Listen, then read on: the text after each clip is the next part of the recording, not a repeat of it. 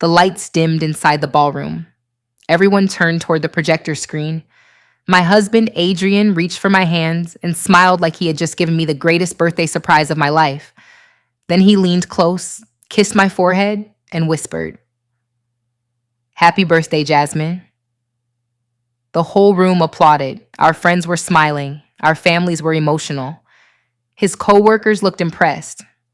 To everyone watching, we looked like the perfect couple. But Adrian didn't know one thing. The flash drive inside that projector wasn't his. It was mine. And in less than 60 seconds, everyone in that room was going to see the truth. My name is Jasmine Brooks, and 3 months before my 30th birthday, I still believed I had a good marriage. Adrian and I had been married for 7 years. He was handsome, confident, successful. The kind of man people listened to the moment he walked into a room. He was a senior corporate executive, always dressed sharp, always saying the right thing, always making people believe he had everything under control. And for a long time, I believed it too. I believed I was lucky. I believed I had married a man who loved me, a man who respected me, a man who would never embarrass me. But looking back now, I think the worst lies are not the ones people tell you. They're the ones they make you tell yourself. Because for months, I kept telling myself Adrian was just busy, just stressed, just tired. At first, the changes were small. He started coming home late, not every night, just enough for me to notice. He kept saying there was pressure at work, a major promotion, a new department, important meetings. I understood. I had my own career. I knew success came with sacrifice. So when he came home exhausted, I didn't argue. I warmed his dinner. I rubbed his shoulders. I listened while he talked about people at work who didn't understand his vision.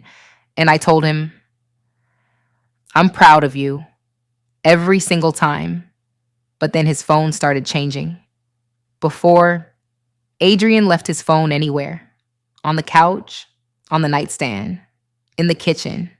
Now, it stayed in his hand. If it buzzed during dinner, he flipped it face down. If I walked into the room while he was texting, he locked the screen. And when I asked who it was, he smiled.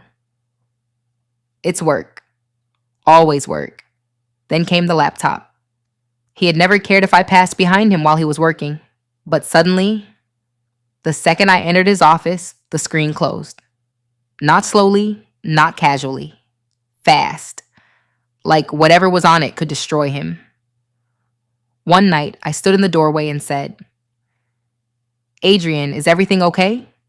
He looked at me like I had asked the strangest question in the world. Then he laughed, got up, walked over, and kissed my forehead. "Baby, you're overthinking." I wanted to believe that so badly. Then he said, "I'm planning something special for your birthday." I blinked. "My birthday?" He smiled. "Your 30th. You think I'd let that pass quietly?" For a moment, I felt foolish. Maybe I had been reading too much into everything. Maybe the late nights, the hidden messages, the secret calls. Maybe it really was all about the party. So I smiled back and said, "Okay." But deep down, something still felt wrong. Because a woman can feel when love changes, even when the words stay the same.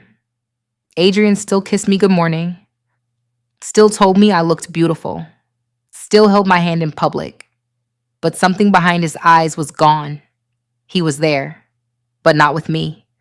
And I didn't know how to explain that to anyone without sounding insecure, especially not to Monica.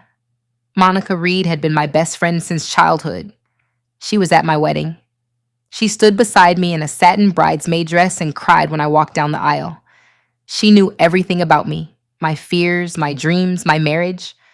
So when I finally told her Adrian seemed distant, she looked at me with soft eyes and said, "Jasmine, that man adores you." I nodded. "I know." But she reached for my hand. "No, seriously. Don't create problems where there aren't any. Adrian is under pressure. Men act strange when they're stressed." I wanted to believe her too. Because Monica had always been the person I trusted most. So I tried harder. I cooked more. I dressed up more. I asked fewer questions. I told myself my husband was not pulling away. I told myself my best friend was right. Then one Tuesday morning, everything changed. Adrian left the house in a rush. He was halfway out the door when he kissed my cheek and said, "I'll be late tonight. Big client dinner." I nodded. Okay. He grabbed his briefcase, his keys, his phone, but he forgot his iPad. It was sitting right there on the kitchen island. I noticed it while pouring my coffee. At first, I ignored it. I walked past it. Then the screen lit up. One notification, no name, just a number, and underneath it, a message preview. I can't wait until she's finally out of the picture. My whole body went cold. I stared at the screen. For a few seconds, I couldn't move. Then another message came in. "Did you talk to the lawyer yet?" My hands started shaking. I knew I shouldn't touch it. I knew once I opened that iPad, my life might never be the same. But some truths do not wait for permission. I picked it up. The passcode was still our wedding anniversary. That almost made me laugh. 7 years of marriage. And he was hiding betrayal behind the date we promised forever. The screen opened, and there it was. The message thread. Photos. Voice notes. Hundreds of messages. My breathing changed. My hands went numb. I scrolled slowly, hoping somehow I was misunderstanding, hoping it was spam, a mistake, anything. Then I saw the photo. A woman in a hotel mirror, smiling, wearing a silk robe I recognized. Because I had helped her pick it out. It was Monica, my best friend, my bridesmaid. The woman I had cried to. The woman who had told me I was overthinking. The woman who knew exactly what she was helping him do. I lowered myself onto the kitchen floor, the iPad still in my hands. And for the first time in my marriage, I understood. Adrian had not just betrayed me. He'd invited the betrayal into our home, sat her at my table, let her hug me, let her call me sister, and then went to her bed. I wanted to scream. I wanted to call him. I wanted to call her. I wanted to break every glass in that kitchen. But then I saw one more message from Adrian. "The party has to be perfect. After that, I'll give Jasmine the papers." Monica replied, "Good. She won't see it coming." And right there, sitting on my kitchen floor, with my coffee going cold on the counter, I stopped crying. Because they were right. I didn't see it coming, but neither would they. I don't know how long I sat there. 5 minutes, maybe 20. Time stopped making sense. The only thing I could hear was my own heartbeat. Every message I read made it harder to breathe. This wasn't some fling. This wasn't one drunken mistake. It had been going on for almost 8 months. 8 months. 8 months of lies. 8 months of watching me smile while they laughed behind my back. I kept scrolling, dinner reservations, weekend trips, photos, selfies, inside hotel rooms. One video showed Adrian holding Monica's hand as they walked through a beach resort. He looked happy, happier than I'd seen him in months. Then another message caught my eye. Monica wrote, "Do you think she'll suspect anything?" Adrian replied, "Not Jasmine. She trusts us both too much." I read that sentence over and over, not because I couldn't understand it, because I couldn't believe it. The two people I trusted most had made my trust the joke. My first instinct was to call him, to demand answers, to hear him explain himself. But then I imagined what would happen. He'd deny it. Or worse. He'd apologize because he'd been caught, not because he was sorry. No, I wasn't going to give them that opportunity. I closed the iPad, placed it exactly where he'd left it. Then I picked up my phone and started taking pictures. Every conversation, every photo, every hotel receipt, every reservation, every message. If they wanted to lie, I'd make sure I had my receipts. I created a brand new email account, one Adrian didn't know existed. I sent everything there. Twice. then uploaded it to cloud storage. I wasn't taking any chances. By the time I finished, I heard Adrian's car pulling into the driveway. My heart nearly jumped out of my chest. He wasn't supposed to be home. I quickly locked the iPad, placed it back on the kitchen island, and walked into the living room. A few seconds later, he opened the front door. He looked surprised to see me. "Oh, I forgot my iPad." I smiled. "It's on the counter." He kissed my cheek. "You're a lifesaver." I looked him in the eyes. The same eyes I'd fallen in love with. The same eyes that had looked into mine at our wedding. And I realized something. He didn't look guilty. He looked comfortable. Comfortable lying to me. Comfortable pretending. Comfortable believing I'd never find out. That hurt more than the affair itself. He grabbed the iPad, smiled. "I'll see you tonight." Then he walked out the door, as if he hadn't just shattered my entire world. For the next 2 days, I barely slept. Every time Adrian spoke, I wondered if it was another lie. Every smile, every kiss, "I love you." It all sounded rehearsed. Then Thursday evening, he came home carrying flowers, my favorite white lilies. He handed them to me with a grin. "For the birthday girl." I looked at them. They were beautiful. Once upon a time, they would have made me cry with happiness. Now, all I could think was, did Monica help him choose them? I thanked him anyway, because the performance had already started, and I intended to give the performance of my life. The next afternoon, Monica came over. She walked through my front door carrying coffee, just like she'd done hundreds of times before. She hugged me, asked how work was going, complimented my sweater. She was so natural, so convincing. If I hadn't seen the messages, I would have believed every smile. She sat beside me on the couch. "I can't wait for Saturday." I forced a smile. "Neither can I." She laughed. "Adrian has gone completely over the top." I tilted my head. "Oh?" She nodded enthusiastically. "Trust me. You're going to remember this birthday forever." I almost laughed, because for once, she wasn't lying. She pulled out her phone, started showing me decorations, flowers, table settings, lighting ideas. I've been helping Adrian with everything. I wanted it to be perfect. I looked at her. She really believed I knew nothing. She was helping my husband throw me a birthday party while sleeping with him. The betrayal was almost impossible to understand.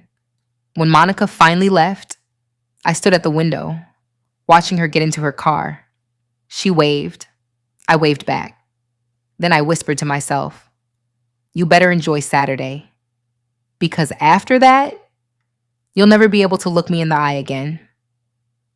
The night before my birthday, Adrian took me to dinner. He held my hand across the table, talked about our future, asked where I wanted to travel next year. He even raised a glass and toasted to many more birthdays together. I smiled, clinked my glass against his, and thought, "You're practicing goodbye. You just don't know I'm writing the ending." After Adrian fell asleep that night, I sat in the walk-in closet with my laptop. I organized every piece of evidence in chronological order: messages, photos, videos, voice recordings, everything. Then I created one simple slideshow. It began with pictures from our wedding, pictures everyone at the party had already seen before.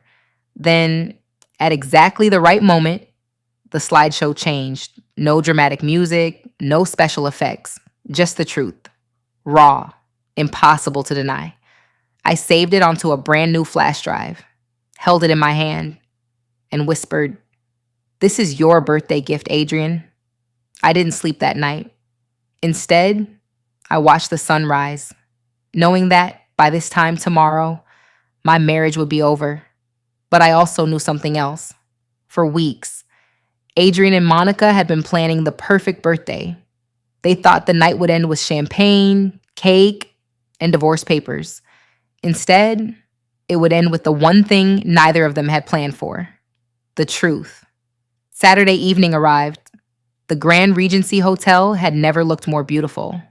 Luxury cars lined the entrance. Photographers stood behind velvet ropes. Business executives, city officials, television personalities, people Adrian had spent years trying to impress. As our car pulled up, he smiled at me. "You look incredible." I looked down at my emerald evening gown. "Thank you." He reached over and squeezed my hand. I wanted tonight to be unforgettable. I looked out the window. So did I. He smiled. He thought we meant the same thing. We didn't. The ballroom looked like something out of a movie. Crystal chandeliers sparkled overhead. Hundreds of candles flickered across the tables. A live jazz band played softly in the corner. Every detail had been carefully planned. Every flower, every lights, every place setting. Monica noticed us first. She hurried over wearing a breathtaking champagne-colored designer gown. She hugged me tightly. "Happy birthday." "You look gorgeous." I smiled. "So do you." She turned toward Adrian. Their eyes met. It lasted less than a second. No one else would have noticed. I noticed everything now. For the next hour, I played my part. I smiled for photographs, accepted birthday wishes, thanked people for coming.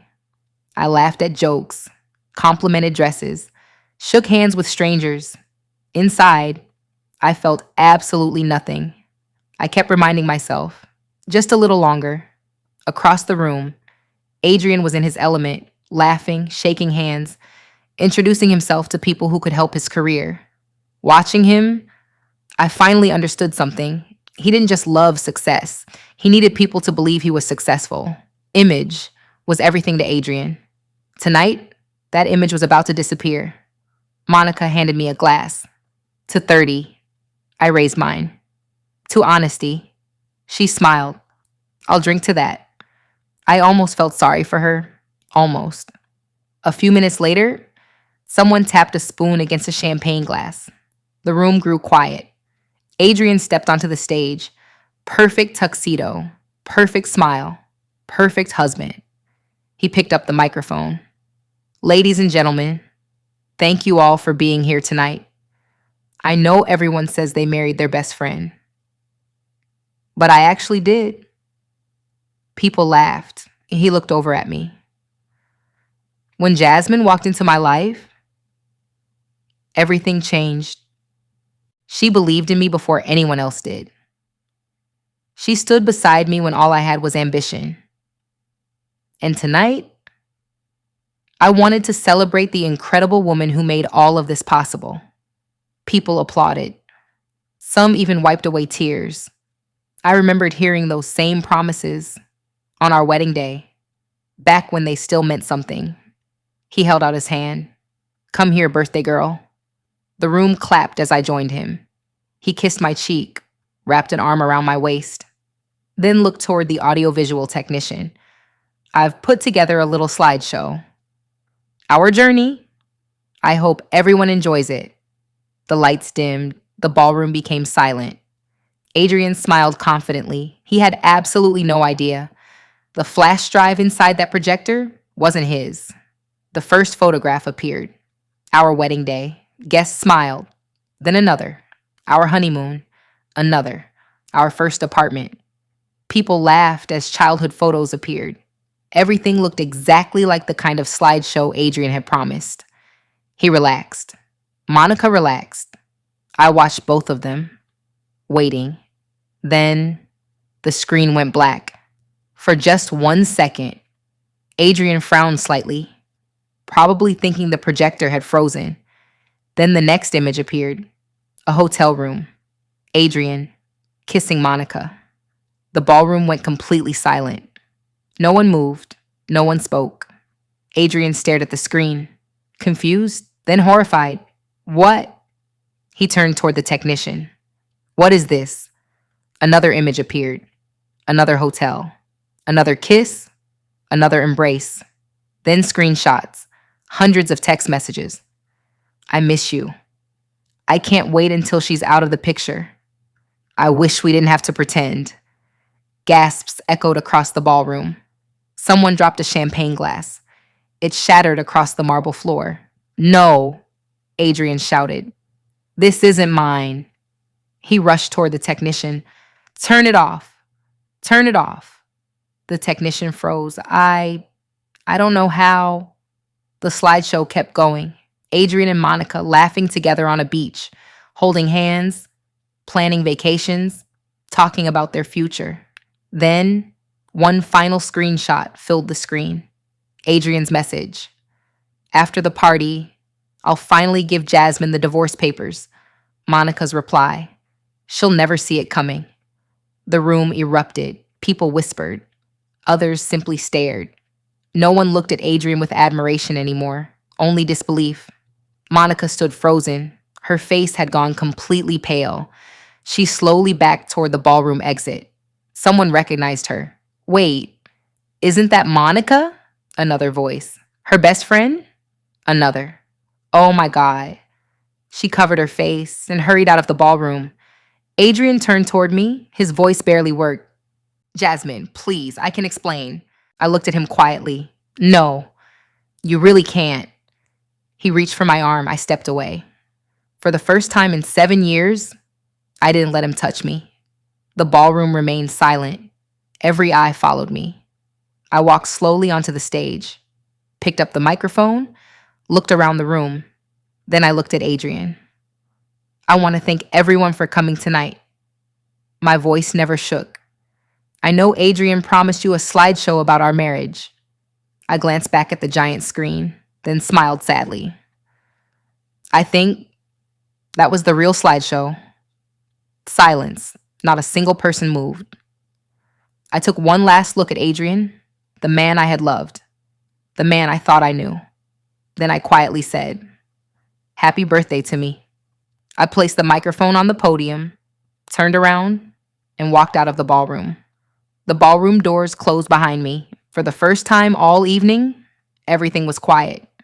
No applause, no music, no pretending. I walked slowly through the hotel lobby. Every step felt lighter than the last. 7 years. And it had ended in less than 5 minutes. I wasn't crying. Not anymore. Behind me, I could hear the ballroom doors opening. Jasmine, please, I can explain. It was Adrian. I kept walking. Jasmine, please, I can explain. His footsteps grew louder until he finally caught up with me. He stepped in front of me, breathing heavily. For the first time since I'd met him, he looked afraid. Please, just let me explain. I looked at him. What exactly are you going to explain? That I misunderstood the messages? That I imagined the videos? That wasn't you kissing Monica? His shoulders dropped. He opened his mouth, closed it again, then finally whispered, "I'm sorry." I stared at him. You aren't sorry. You're embarrassed. He looked down at the pavement. I never wanted it to happen like this. I couldn't help but laugh. A quiet, disappointed laugh. No. You wanted to hand me divorce papers 2 days from now. You wanted everyone tonight to believe you were the perfect husband. You wanted to walk away with your reputation. His eyes widened. You read everything. I did. You planned every detail. The birthday, the speeches, the flowers, the party, even my humiliation. His voice cracked. I was confused. No, you made choices. He reached for my hand. I stepped back. I love you. The words echoed in the night air. I looked at him for a long moment, then quietly asked, "Which one?" He frowned. What? The woman who stood beside you for 7 years? Or the woman waiting in hotel rooms? He couldn't answer because there wasn't one. There hadn't been for a very long time. I looked down at my left hand, slowly. I slid my wedding ring off my finger. It wasn't dramatic. There was no anger. No throwing it into the street. No shouting. I simply held it in my palm, walked over to him, and placed it in his hand. You've been letting go of this marriage for months. I'm just catching up. He stared at the ring, then at me, his eyes filled with tears. Please don't do this. I smiled sadly. You already did. A taxi pulled up to the hotel entrance. The driver stepped out, opened the rear door. I picked up my small overnight bag. Adrian stood frozen, still holding the ring, still hoping I'd change my mind. I looked at him one last time. I hoped she was worth it. Then I got into the taxi. As we pulled away, I watched him grow smaller in the rear window, standing alone beneath the hotel lights. 2 weeks passed. Adrian called constantly. Voicemails, text messages, emails. Flowers arrived almost every other day. I never answered. Then Monica tried. 3 missed calls, 1 voicemail. Jasmine, please let me explain. I deleted it without listening to the end. There wasn't anything left to explain. I moved into a furnished apartment across the city. It wasn't glamorous, it wasn't huge, but for the first time in months, I could breathe. Every box I unpacked felt like I was putting my life back together, one piece at a time. One evening, Adrian sent me a single message, just one sentence. I threw away the best thing that ever happened to me. I stared at the screen for a long time. Then I locked my phone. Some messages arrived too late. 6 months passed. People always assume healing happens all at once. That one morning, you wake up and the pain is simply gone. It doesn't. Healing happens quietly, one ordinary day at a time. Some mornings, I still reached across the bed before remembering there was no one beside me. Some songs still reminded me of road trips we'd taken. Some restaurants I still couldn't bring myself to visit. But little by little, the memories stopped hurting and they simply became memories. One evening, I attended a charity fundraiser downtown. Ironically, the same kind of event Adrian used to love. Beautiful ballroom, crystal chandeliers, people dressed in expensive suits. 6 months earlier, I would have walked in holding his hand. This time, I walked in smiling, by myself. And somehow, I felt stronger than I ever had. I was speaking with a colleague when I heard a familiar voice behind me. Jasmine. I turned around. It was Adrian. For a second, neither of us spoke. He looked older, not because of age, because regret has a way of changing people. He smiled, a small, uncertain smile. You look happy? I thought about that. Then I nodded. I am. He looked down at the floor. I've replayed that night every single day. I'd give anything to change it. I believed him, not because I still loved him, because regret was written all over his face. Then he quietly asked, "Do you think you'll ever forgive me?" I looked at him for a long moment, then I answered honestly, "I already have." His eyes filled with hope until I finished. "I forgave you because I refused to let your choices control the rest of my life. But forgiveness isn't an invitation. It's freedom." The hope disappeared. He slowly nodded. I understand. For the first time, I believed he actually did. He stepped aside. I smiled politely. "Take care of yourself, Adrian." "You too." Those were the last words we ever said to each other. I walked toward the ballroom. I never looked back, not because I hated him. People sometimes ask me if exposing Adrian that night was my revenge. They're always surprised by my answer. It wasn't. The projector didn't change my life. The truth did. Sometimes, the worst thing someone can do is make you believe you aren't enough. And the best thing you can do is prove them wrong. Not to them, to yourself. That birthday party was supposed to be the night Adrian ended our marriage. Instead, it became the night I got my life back.